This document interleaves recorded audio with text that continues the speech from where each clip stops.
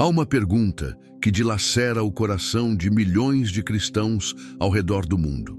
Uma pergunta que traz consigo lágrimas não derramadas, culpas silenciosas e um tormento que rouba a paz de homens e mulheres que amam a Deus. Essa pergunta ecoa nos corredores da igreja, sussurrada com vergonha, carregada de medo. Pode um cristão se casar novamente? E hoje, pelo Espírito Santo, vamos desarmar as mentiras, confrontar as tradições e abrir a palavra de Deus com a autoridade que vem do trono celestial. Porque a verdade não está nas opiniões humanas, nem nas interpretações convenientes, mas naquilo que Deus declara em sua palavra eterna. Você sabia que essa pergunta tem destruído mais vidas do que edificado?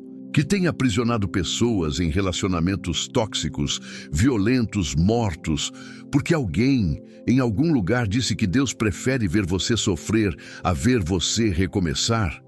Isso não é evangelho, isso é tradição religiosa mascarada de santidade. E hoje vamos rasgar esse véu e permitir que a luz de Cristo ilumine cada canto escuro dessa doutrina distorcida. Jesus Cristo veio para libertar os cativos, não para aprisioná-los ainda mais. Ele veio para curar os quebrantados de coração, não para esmagá-los sob o peso de uma interpretação legalista e desumana. Ouça bem o que estou dizendo. Deus nunca, jamais, em momento algum, desejou que você vivesse em um relacionamento que mata sua alma, que destrói sua identidade, que apaga a luz que Ele colocou dentro de você. Nunca. Mas antes de avançarmos, precisamos entender algo fundamental. O casamento não é uma prisão perpétua. O casamento foi criado por Deus como uma aliança sagrada, como um reflexo do amor entre Cristo e a Igreja. Mas quando essa aliança é quebrada, quando é violada, quando é destruída por pecado, abandono, infidelidade ou violência, Deus não exige que você continue amarrado a um cadáver espiritual. Ele é Deus de vida, não de morte. Vamos à palavra. Em Mateus 19, versículos 3 a 9, os fariseus vieram a Jesus tentando armadilhar o mestre com essa mesma questão. É lícito ao homem repudiar sua mulher por qualquer motivo? Eles queriam uma resposta simples, uma fórmula, uma lei. Mas Jesus não veio trazer leis adicionais. Ele veio cumprir a lei e revelar o coração do Pai. E o que ele disse? Moisés, por causa da dureza do vosso coração, vos permitiu repudiar vossas mulheres. Mas ao princípio não foi assim. Eu vos digo, porém, que qualquer que repudiar sua mulher, não sendo por causa de prostituição, e casar com outra, comete adultério. Preste atenção. Jesus não disse que você está condenado para sempre. Ele não disse que Deus o rejeita. Ele disse que existe uma exceção legítima, a quebra da aliança matrimonial através da imoralidade sexual. Mas será que Deus, que é rico em misericórdia, que perdoa assassinos, ladrões, adúlteros, não teria provisão para aqueles cujos casamentos foram destruídos por outras causas igualmente devastadoras? A Igreja, por séculos, tem sido rápida em condenar e lenta em consolar, rápida em apontar dedos e lenta em estender mãos. Mas Deus não é assim. O Deus que conhecemos nas Escrituras é aquele que restaura, que renova, que faz todas as coisas novas. Ele é o Deus de Abraão, que recomeçou sua vida aos 75 anos. Ele é o Deus de Moisés, que lhe deu uma segunda chance aos 80. Ele é o Deus de Pedro, que o restaurou depois da negação tripla. Ele é o Deus de Paulo, que transformou um assassino de cristãos no maior apóstolo da graça. Você realmente acredita que esse mesmo Deus condenaria você a uma vida de solidão, amargura e tormento porque seu casamento fracassou? Você realmente crê que o coração do Pai Celestial se alegra em ver seus filhos aprisionados em relacionamentos onde não há amor, não há respeito, não há vida? Ouça isto. Deus odeia o divórcio. Sim. Está escrito em Malaquias 2,16. Mas sabe o que mais ele odeia? Ele odeia a violência, ele odeia a traição, ele odeia o abandono, ele odeia ver seus filhos sendo destruídos por alianças que já morreram. O divórcio não é o pecado original. É muitas vezes o resultado de pecados anteriores que destruíram a aliança. E aqui está a verdade que libertará seu coração. Se você está divorciado, você não é um cristão de segunda classe. Você não está fora do alcance da graça de Deus. Você não está desqualificado para o reino. O sangue de Jesus Cristo é suficiente para cobrir todo o pecado, todo erro, toda falha. E se Deus perdoou, quem é o homem para condenar? Paulo, em 1 Coríntios 7, versículos 12 a 15, traz uma revelação poderosa. Se o cônjuge incrédulo quiser se separar, que se separe. Em tais casos, o irmão ou a irmã não está sujeito à servidão. Não está sujeito à servidão. Você entende o que isso significa? Significa que Deus não te criou para ser escravo de uma aliança morta. Você foi criado para ser livre em Cristo, mas a pergunta permanece no ar, martelando em sua mente. Posso recomeçar? Posso me casar novamente? Deus me aceitará? Ele abençoará um segundo casamento? E é exatamente aí que as tradições religiosas têm aprisionado multidões. Porque a resposta que muitos recebem é: não, você pecou, agora viva com as consequências para sempre. Mas isso não é evangelho.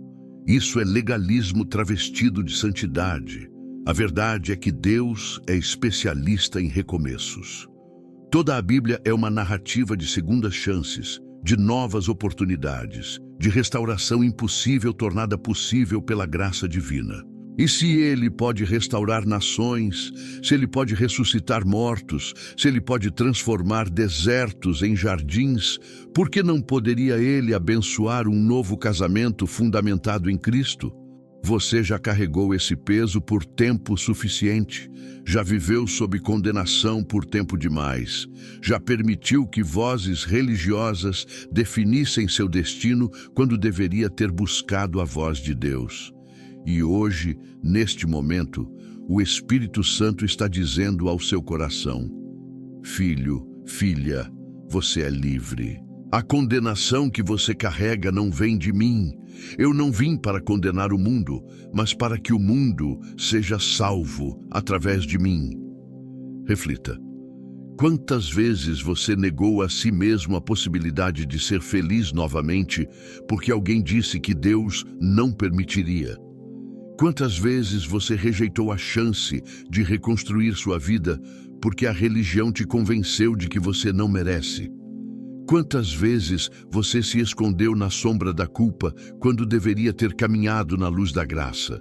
Existe uma diferença abissal entre o que Deus diz e o que a religião interpreta. A religião constrói muros, Deus abre portas. A religião aprisiona, Deus liberta. A religião condena, Deus restaura.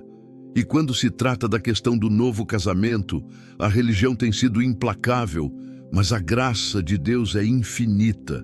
Vamos mergulhar mais profundamente nas Escrituras, porque é ali que encontramos a verdadeira bússola.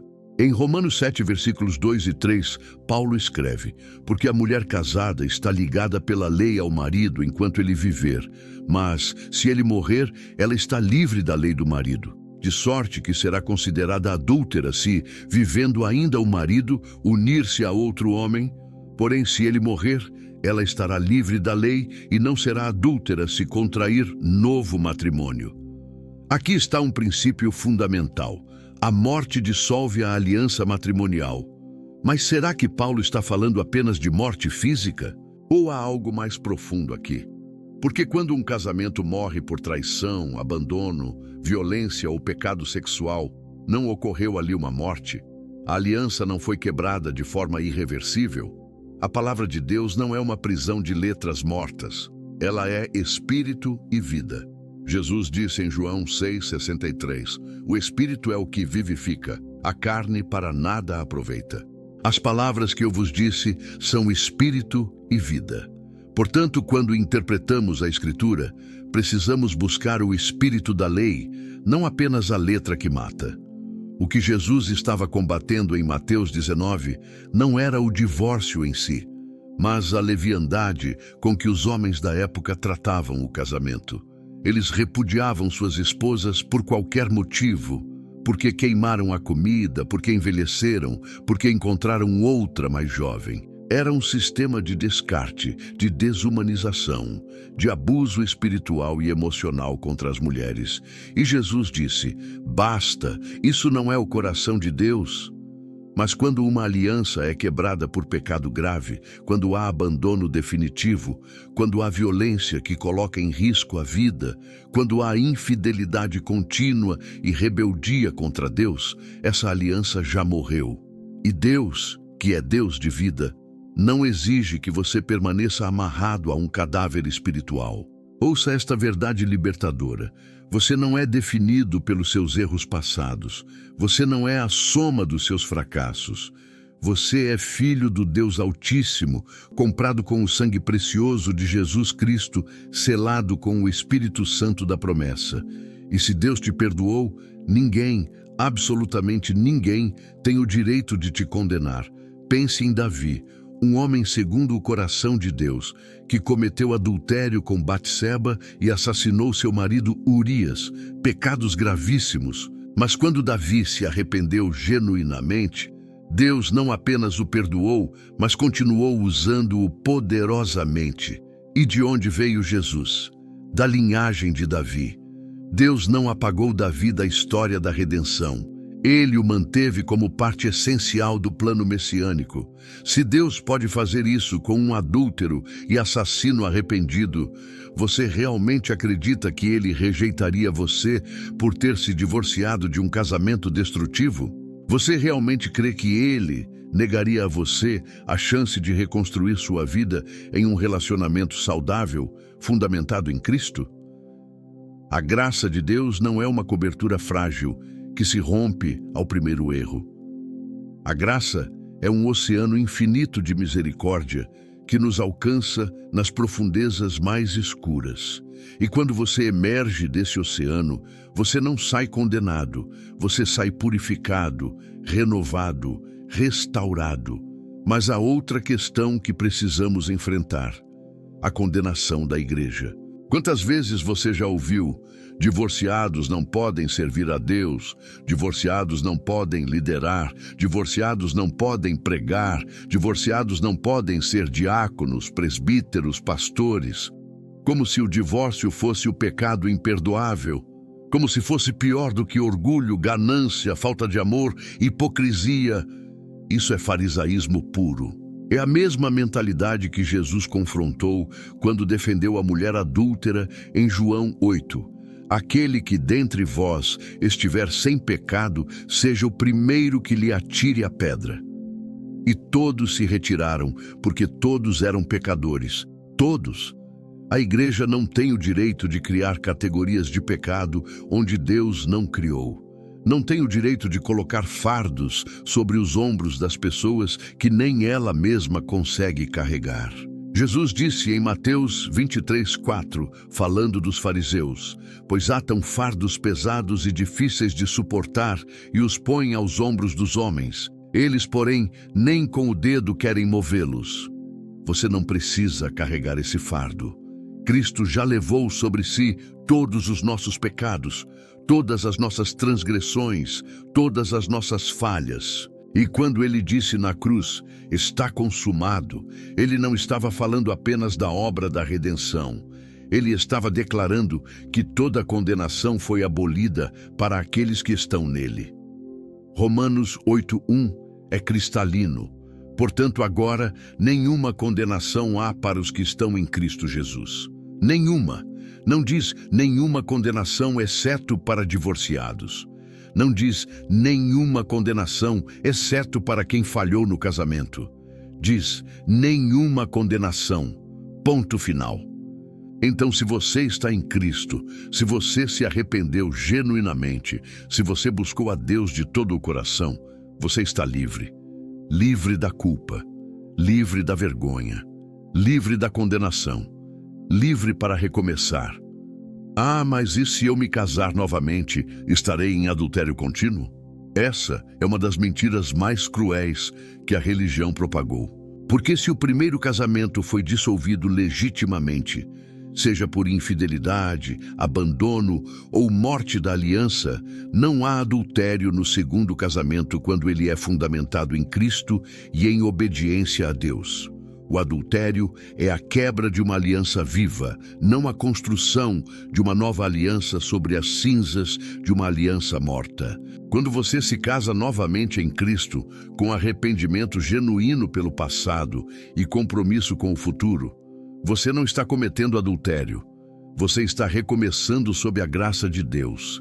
E aqui está o que muitos não querem admitir. Nem todo divórcio é resultado de pecado da pessoa que está divorciada. Há pessoas que foram abandonadas. Há pessoas que foram traídas repetidamente. Há pessoas que foram abusadas física, emocional e espiritualmente. Há pessoas que lutaram, jejuaram, oraram, buscaram aconselhamento, fizeram tudo ao seu alcance para salvar o casamento, mas o cônjuge escolheu o caminho da destruição. Essas pessoas são vítimas, não criminosas. E condená-las a uma vida de solidão forçada não é justiça divina, é crueldade religiosa. Há um versículo que tem sido usado como arma contra divorciados, mas que, na verdade, é uma revelação de esperança. Está em 1 Coríntios 7, 10, 11. Todavia, aos casados, mando não eu, mas o Senhor, que a mulher se não aparte do marido. Se, porém, se apartar, que fique sem casar ou que se reconcilie com o marido, e que o marido não deixe a mulher. Muitos param aqui e dizem: está vendo? Se você se separou, não pode casar novamente. Mas isso é uma leitura superficial e descontextualizada. Paulo está falando aqui de uma separação temporária, motivada por questões resolvíveis, onde ainda há possibilidade de reconciliação. Ele não está falando de divórcios causados por infidelidade, abandono deliberado ou destruição completa da aliança. Como sabemos disso? Porque no versículo 15, Paulo diz claramente: mas se o descrente se apartar, aparte-se, porque neste caso o irmão ou irmã não está sujeito à servidão, mas Deus chamou-nos para a paz. Não está sujeito à servidão. Deus nos chamou para a paz, não para a tortura de uma aliança morta. A paz de Deus é mais importante do que manter uma fachada de casamento que já não existe.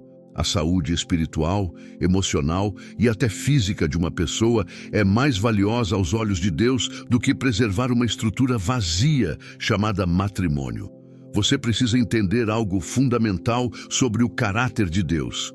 Ele não é um Deus legalista que se preocupa mais com regras do que com pessoas. Ele não é um Deus que valoriza instituições acima de indivíduos. Ele é o Deus que disse em Marcos 2:27, o sábado foi feito por causa do homem, e não o homem por causa do sábado. Da mesma forma, o casamento foi feito para o bem do homem e da mulher, não para sua destruição. Quando Jesus curou no sábado, os fariseus o condenaram. Quando ele comeu com publicanos e pecadores, os religiosos o criticaram. Quando ele perdoou a mulher adúltera, os líderes religiosos se enfureceram. Por quê? Porque a graça sempre confronta o legalismo. A misericórdia sempre desafia a rigidez religiosa. O amor sempre expõe a hipocrisia. E hoje, quando alguém defende que um cristão pode sim se casar novamente após um divórcio legítimo, há os que se levantam com indignação religiosa. Isso é liberalidade, isso é deturpar a palavra, isso é dar licença para o pecado. Mas não é nada disso.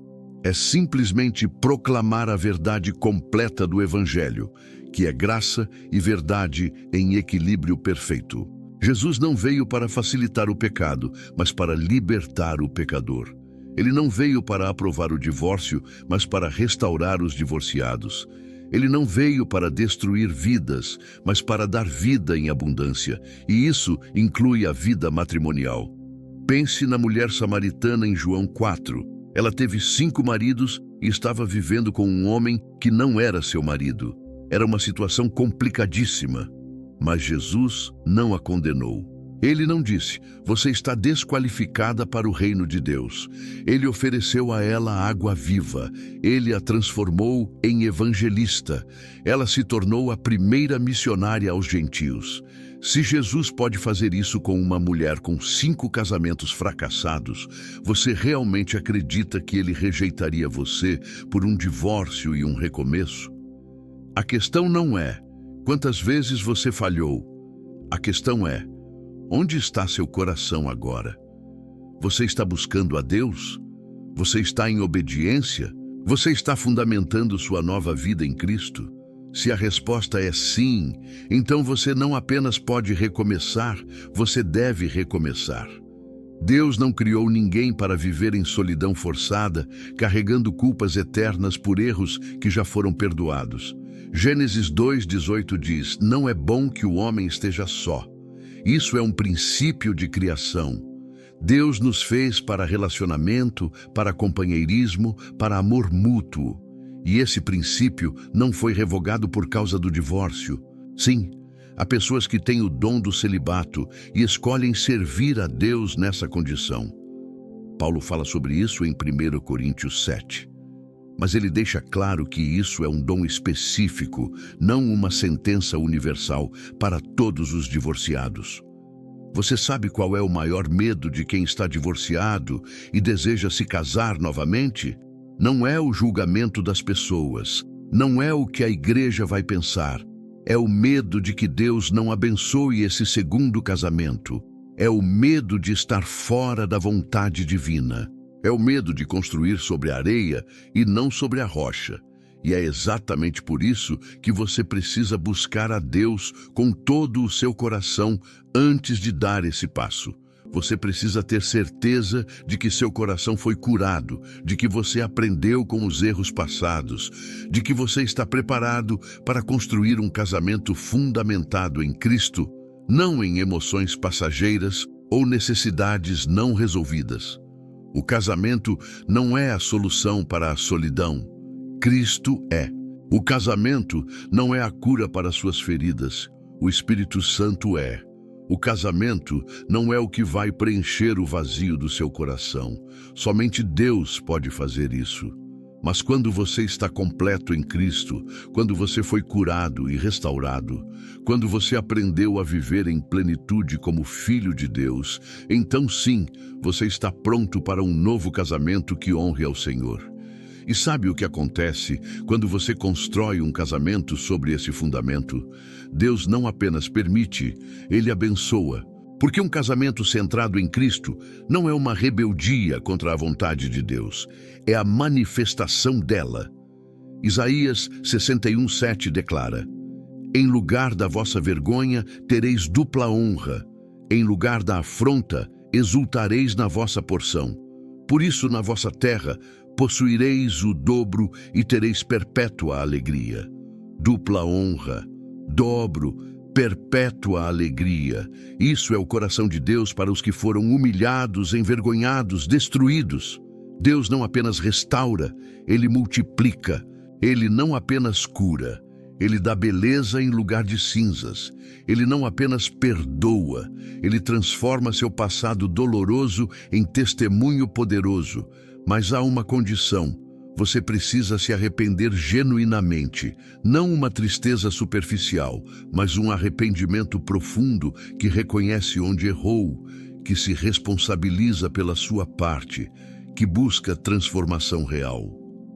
O arrependimento verdadeiro não é apenas sentir pena, é mudar de direção. E quando você se arrepende de verdade, quando você deixa o passado aos pés da cruz, quando você decide andar em novidade de vida, Deus não fica relembrando seus erros.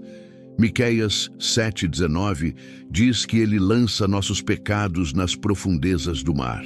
Então, por que você continua mergulhando para buscá-los? Por que você continua vivendo como se não houvesse perdão? Por que você continua se punindo quando Deus já te libertou? Existe uma verdade que precisa ser dita com clareza. Nem todo casamento que termina é resultado de falta de fé, de oração insuficiente ou de falha espiritual. Há casamentos que nunca deveriam ter acontecido desde o início. Há pessoas que se casaram fora da vontade de Deus, motivadas por pressão social, atração física, solidão ou até mesmo por desobediência consciente.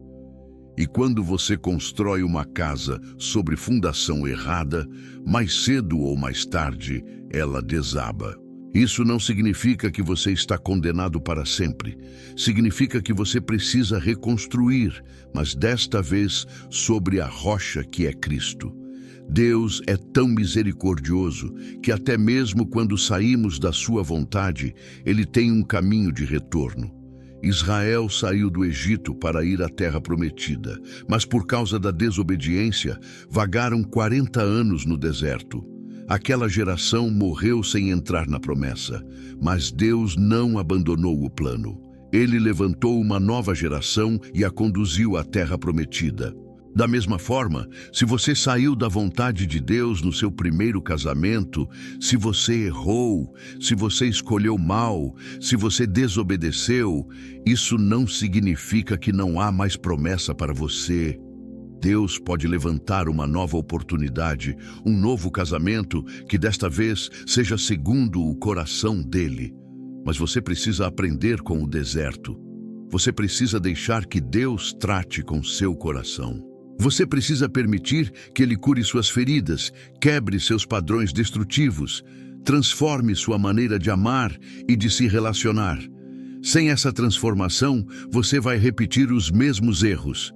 Provérbios 26:11 diz: como o cão que torna ao seu vômito, assim é o tolo que reitera a sua estultícia. Você não pode simplesmente sair de um casamento fracassado e entrar em outro sem ter passado por um processo de cura e transformação. Isso não é sabedoria, isso é insensatez. O tempo entre um casamento e outro não é desperdício, é preparação. É ali que Deus opera profundamente em você.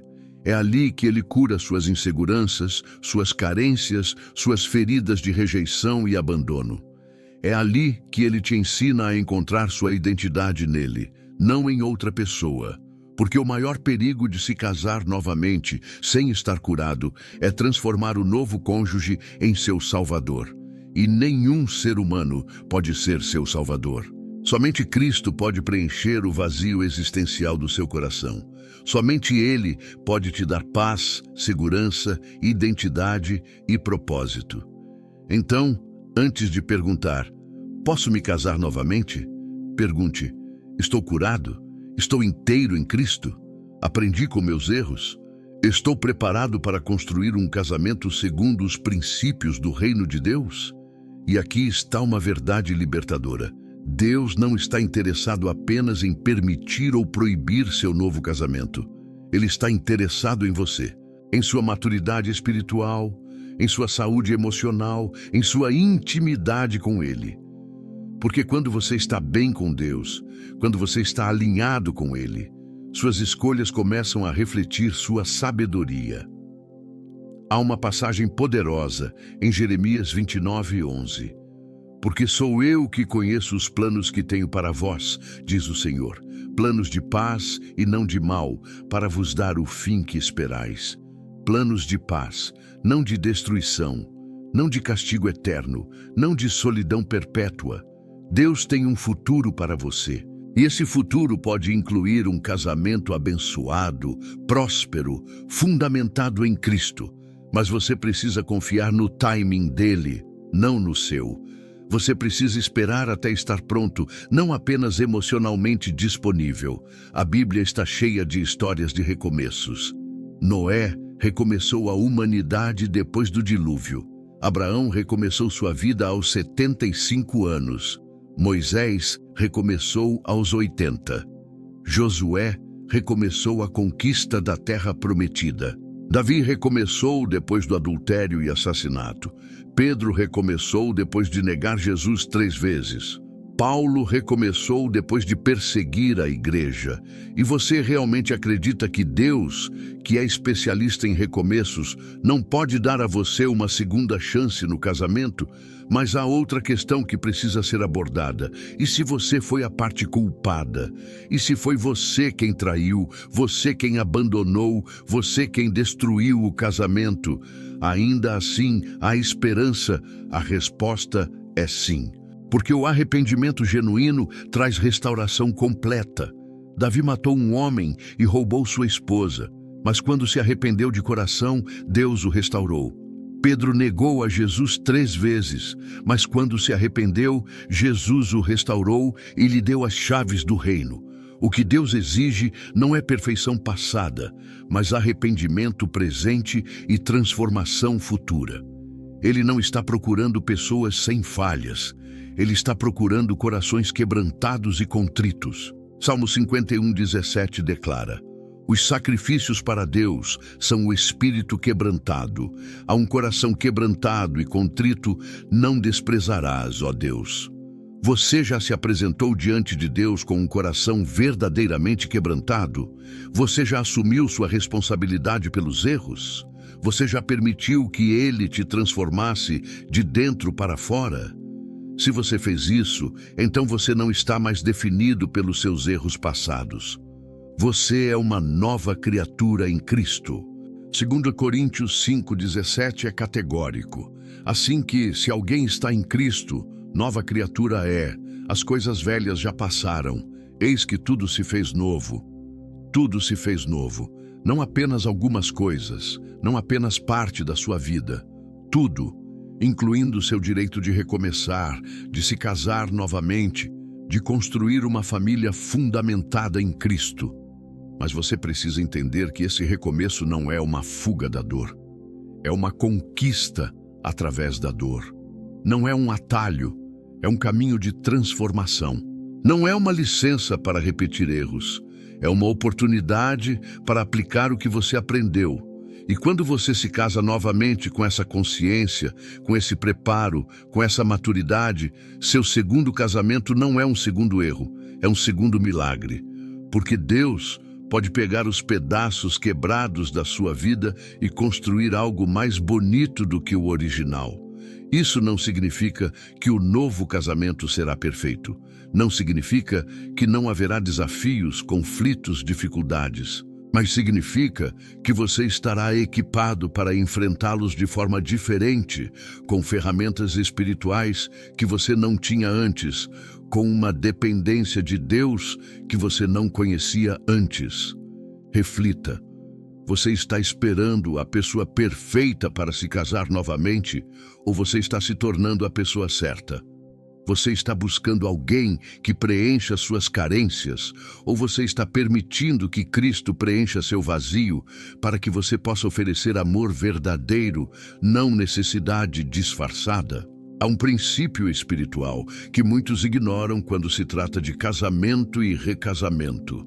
A questão não é apenas o que é permitido, mas o que é edificante. Paulo escreve em 1 Coríntios 10:23. Todas as coisas me são lícitas, mas nem todas as coisas convêm. Todas as coisas me são lícitas, mas nem todas as coisas edificam. Então, antes de se casar novamente, pergunte a si mesmo: este relacionamento vai me aproximar de Deus ou me afastar? Vai fortalecer minha fé ou enfraquecê-la? Vai edificar o reino ou apenas satisfazer minha carne? Está alinhado com os propósitos de Deus para a minha vida?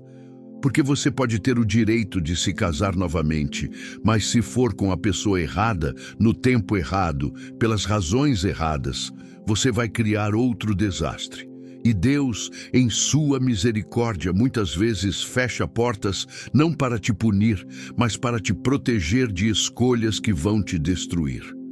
Quantas vezes você agradeceu a Deus pelas orações não respondidas, pelas portas que Ele fechou, pelos relacionamentos que Ele impediu?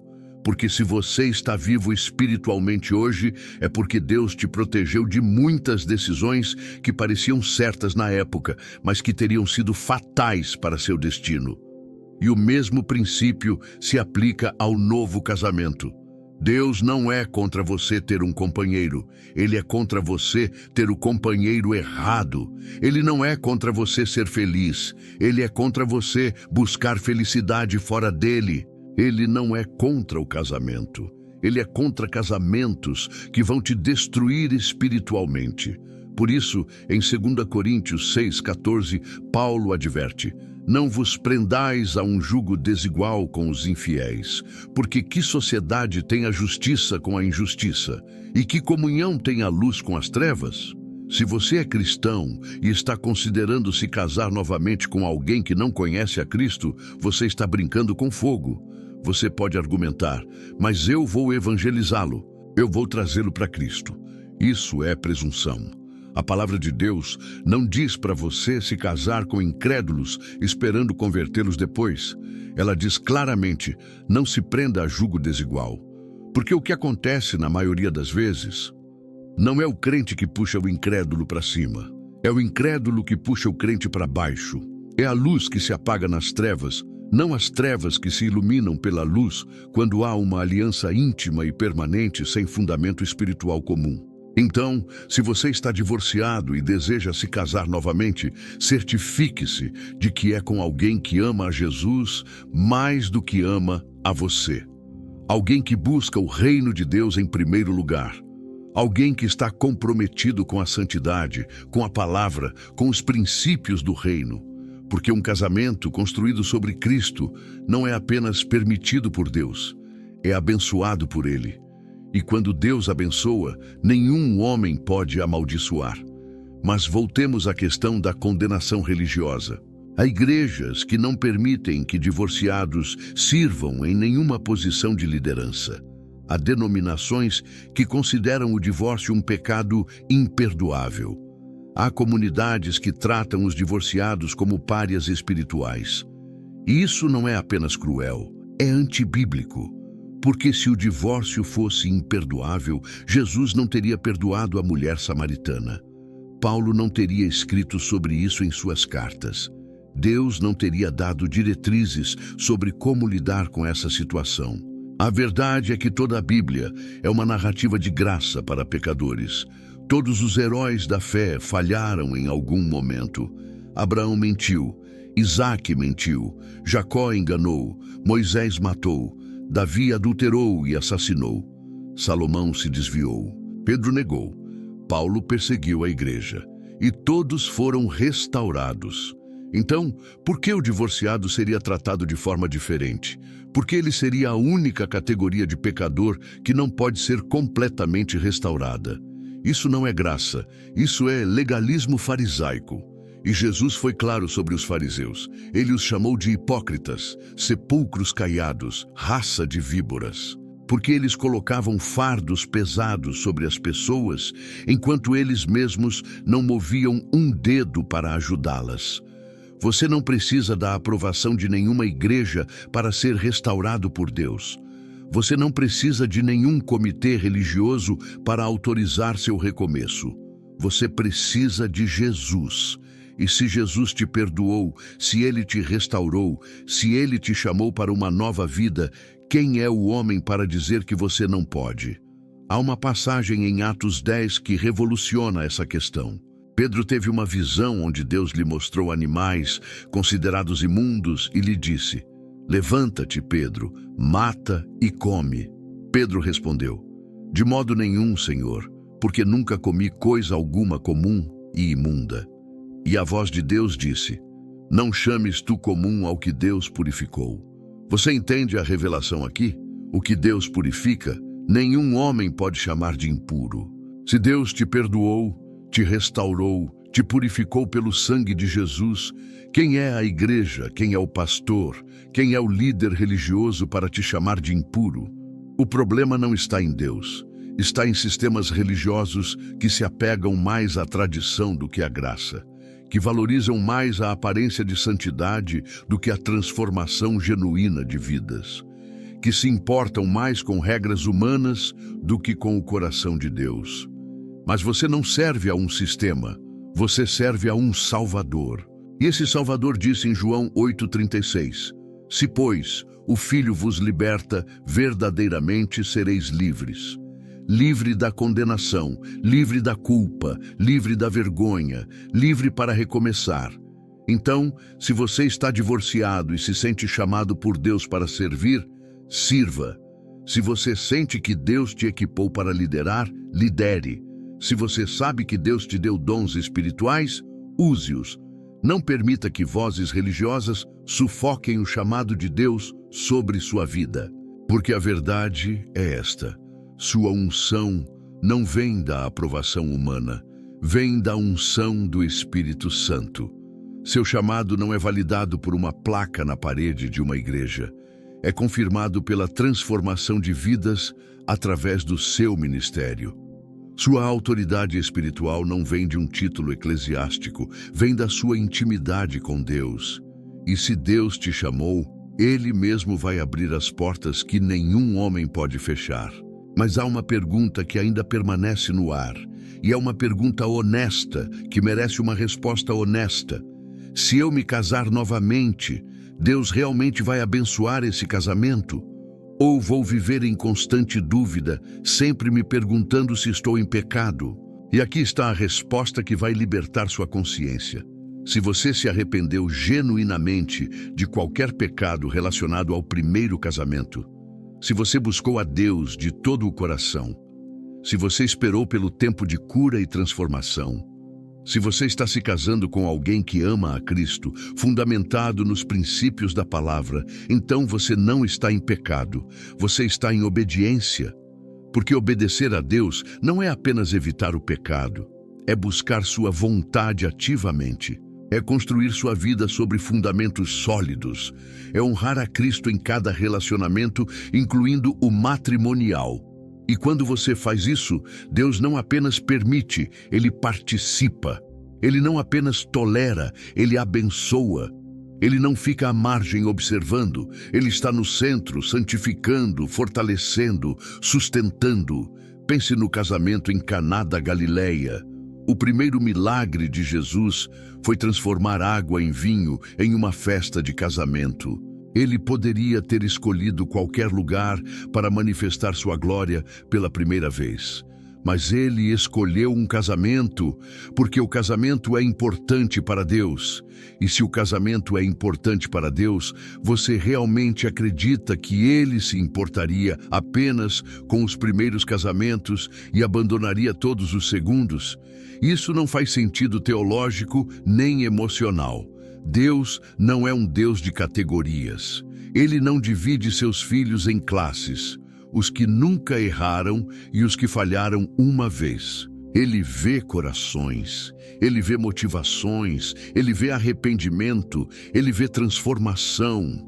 E quando ele vê um coração genuinamente arrependido, um coração que o busca com sinceridade, um coração que deseja honrá-lo em um novo casamento, ele não vira as costas, ele estende as mãos, ele oferece graça, ele dá sua bênção. Mas você precisa vir a ele com honestidade total. Não tente justificar pecados, não minimize sua responsabilidade nos erros passados. Não culpe apenas o ex-cônjuge, seja brutalmente honesto sobre sua parte na destruição do primeiro casamento. E então, lance tudo aos pés da cruz e receba o perdão completo que Cristo oferece. Porque é impossível construir um futuro saudável sobre um passado não resolvido.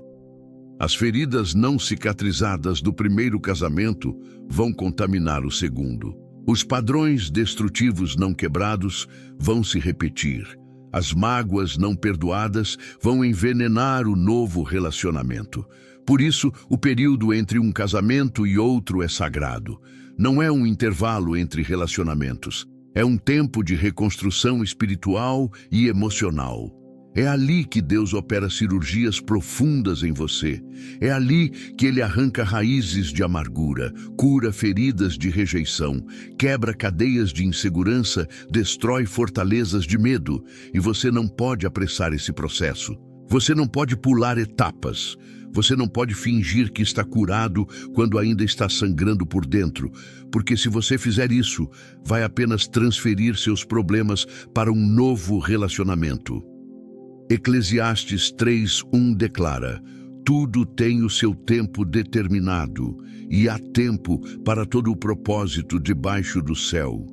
Há tempo para chorar as perdas, há tempo para curar as feridas, há tempo para aprender as lições, há tempo para crescer em maturidade e há tempo para recomeçar. Não force o tempo de Deus. Confie no processo, porque quando Deus diz que é a hora, Ele já preparou tanto você quanto a pessoa certa para você. E quando dois corações curados e transformados por Deus se unem em matrimônio, isso não é apenas um casamento, é uma aliança poderosa que vai impactar gerações. Agora, há algo crucial que precisa ser dito sobre filhos de casamentos anteriores. Se você tem filhos do primeiro casamento, seu novo casamento não pode ignorar essa realidade. Suas responsabilidades como pai ou mãe não terminaram com o divórcio. E aqui está um teste importante. Se a pessoa com quem você está pensando em se casar não aceita e não ama seus filhos, essa não é a pessoa certa. Porque um casamento não é apenas a união de duas pessoas, é a união de duas histórias, duas bagagens, duas realidades. Provérbios 22:6 diz: educa a criança no caminho em que deve andar, e até quando envelhecer, não se desviará dele. Seus filhos precisam ver em você um exemplo de fé, não de instabilidade. Eles precisam ver que é possível errar, se arrepender, ser perdoado e recomeçar com integridade, porque a maior pregação que você pode fazer para seus filhos não é com palavras, é com sua vida. Se eles virem você vivendo em culpa eterna, aprisionado pelo passado, incapaz de receber graça, que mensagem você está enviando sobre o Evangelho?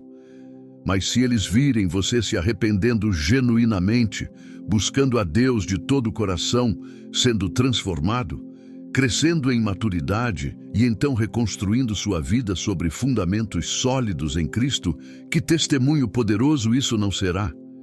Seus filhos não precisam de um pai ou uma mãe perfeitos, eles precisam de um pai ou uma mãe autênticos, que admitem erros, que buscam perdão, que se levantam depois das quedas, que confiam na graça de Deus. E quando você se casa novamente com sabedoria, com a pessoa certa, no tempo certo, fundamentado em Cristo, você não está apenas reconstruindo sua vida. Você está mostrando aos seus filhos que Deus é Deus de recomeços, que a graça é real, que o perdão é poderoso, que a transformação é possível. Isso não é dar mau exemplo, isso é ser testemunha viva do poder redentor de Cristo. Então responda para si mesmo: você está pronto para esse recomeço? Você fez as pazes com o passado? Você perdoou o seu ex-cônjuge? Você se perdoou? Você aprendeu as lições que Deus queria te ensinar? Você está inteiro em Cristo? Ou ainda está buscando alguém para te completar? Porque se você ainda está quebrado, carente, desesperado por não estar sozinho, você não está pronto. Espere. Busque a Deus. Permita que Ele te cure completamente. Porque é melhor esperar 5 anos e ter um casamento abençoado do que se apressar e ter outro fracasso. Estamos chegando ao final desta jornada de revelação e é hora de declarar verdades que libertarão multidões que têm vivido aprisionadas pela condenação religiosa. A pergunta: pode um cristão se casar novamente? Não deve mais atormentar seu coração. A resposta é clara, fundamentada na palavra de Deus, confirmada pela graça, selada pelo sangue de Jesus. Sim. Um cristão pode se casar novamente, mas não da forma leviana e superficial que o mundo propõe. Não como uma fuga da dor ou um atalho para a felicidade, mas como resultado de um processo de arrependimento genuíno, cura profunda, transformação radical e obediência aos princípios do reino de Deus. Você não é definido pelos seus fracassos passados. Você é definido pelo sangue de Jesus que te purificou. Você não é a soma dos seus erros matrimoniais. Você é filho do Deus Altíssimo, comprado por alto preço, selado com o Espírito Santo, destinado para coisas grandes. E se Deus te chamou para recomeçar, para construir uma nova família, para ter um casamento fundamentado em Cristo, nenhuma voz religiosa, nenhuma tradição humana, nenhuma condenação do inimigo pode impedir o que Deus autorizou. Romanos 8:31 pergunta: se Deus é por nós, quem será contra nós? E a resposta é clara: ninguém. Nenhuma denominação, nenhum concílio, nenhum líder religioso, nenhum sistema humano pode anular o que Deus aprovou. Então, hoje, neste momento, é hora de você tomar uma decisão. Você vai continuar vivendo sob a sombra da culpa ou vai caminhar na luz da graça? Você vai permitir que vozes religiosas definam seu destino ou vai buscar a voz de Deus? Você vai ficar aprisionado no passado ou vai abraçar o futuro que Deus preparou para você? A escolha é sua. Mas saiba que Deus já escolheu. Ele escolheu te perdoar. Ele escolheu te restaurar. Ele escolheu te abençoar. Ele escolheu te dar um futuro e uma esperança.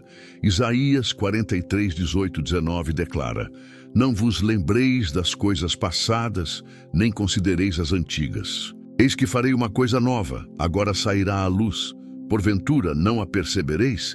Eis que porei um caminho no deserto e rios no ermo. Deus está fazendo coisa nova. Ele está abrindo caminhos onde só havia deserto. Ele está fazendo jorrar rios onde só havia aridez. E isso inclui sua vida matrimonial. Mas você precisa parar de olhar para trás. Você precisa parar de viver no cemitério do que foi. Você precisa soltar as cinzas do passado para poder receber as bênçãos do futuro. A mulher de Ló olhou para trás e virou estátua de sal. Mas você não vai repetir esse erro. Você vai olhar para frente. Você vai caminhar em direção à promessa.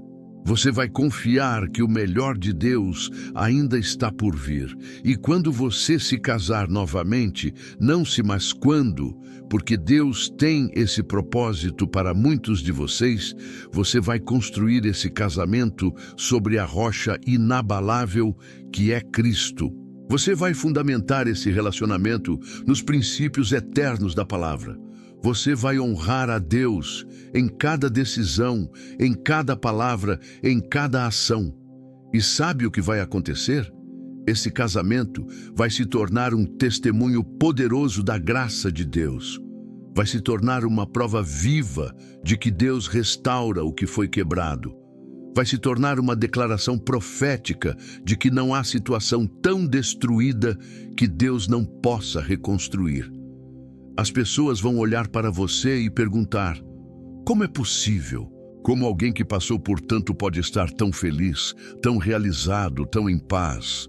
E você vai responder: pela graça de Deus, pelo poder transformador de Jesus Cristo, pela fidelidade do Espírito Santo, e seu testemunho vai libertar outros, vai dar esperança a divorciados que vivem em desespero, vai trazer cura a corações quebrantados, vai demonstrar que a graça é mais poderosa do que o pecado, que o amor é mais forte do que a morte, que Deus é especialista em recomeços. Mas tudo começa com uma decisão hoje, a decisão de se arrepender genuinamente, a decisão de buscar cura completa, a decisão de esperar no tempo de Deus, a decisão de obedecer aos princípios da palavra, a decisão de construir sobre fundamentos sólidos.